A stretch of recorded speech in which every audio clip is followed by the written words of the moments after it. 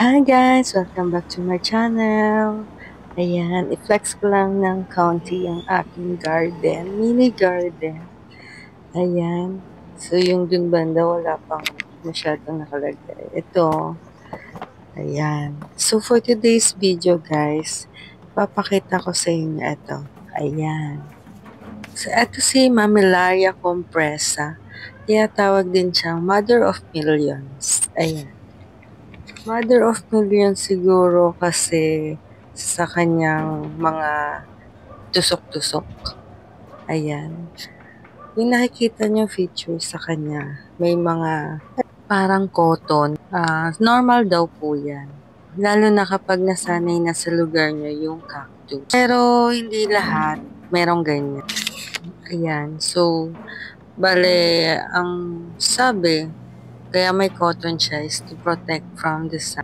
Tsaka nagkakaroon siya ng babies kapag lumalabas yung ganyang koto. Based on my observation lang yun na.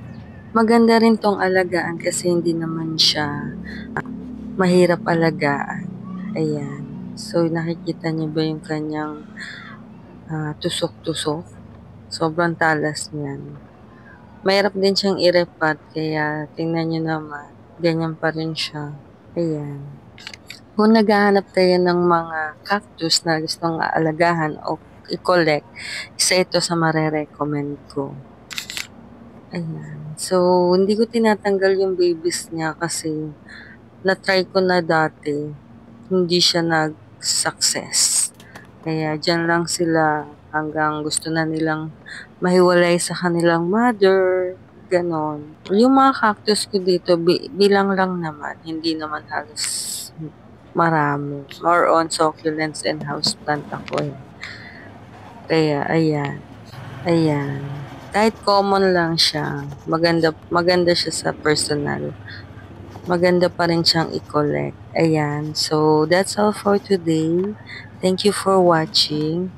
Please do subscribe to my channel. Subscribe, like, and share. Thank you. Bye-bye.